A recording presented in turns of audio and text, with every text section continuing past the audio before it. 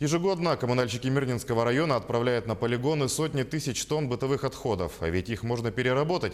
Такую идею все чаще выдвигают школьники, предприниматели и руководители предприятий. Предложение переработки мусора рассмотрели наши коллеги.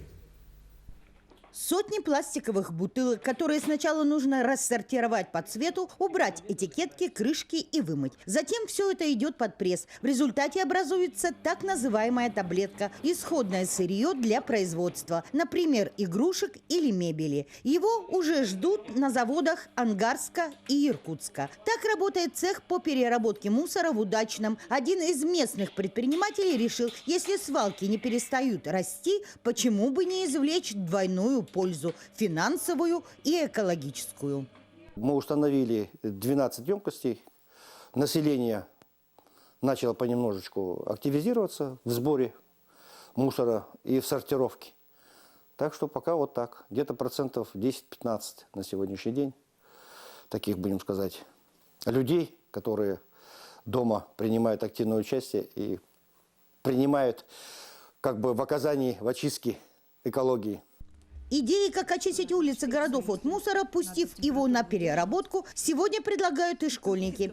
Юный айхальский исследователь Максим Репинский вместе со своим научным руководителем разработали проект, как в простых условиях из отходов получить стеклянную плитку. Мы берем, например, у жителей или просто со свалок забираем все стекло.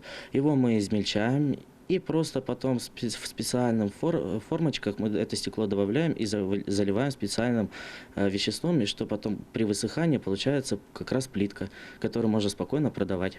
Идея стоящая, подтвердили в жюри районного и республиканского этапов научно-практической конференции «Шаг в будущее» и посоветовали Максиму представить свой проект уже на российском уровне, что он и сделал в марте этого года на конференции изобретателей в Москве. Проект и там получил одобрение. Юного исследователя пригласили на курс обучения в научную школу в Гагры. Утилизировать отходы начали и в Мирном. В столице Алмазного края открылся цех по переработке старых покрышек. Вторсырье хотят использовать для создания искусственного покрытия на детских площадках и спортивных объектов. Оборудование для этого обошлось в 30 миллионов рублей. В целом, не только в Мирнском районе, у нас, наверное, на всей территории западной зоны на сегодняшний день есть большая потребность в данном производстве.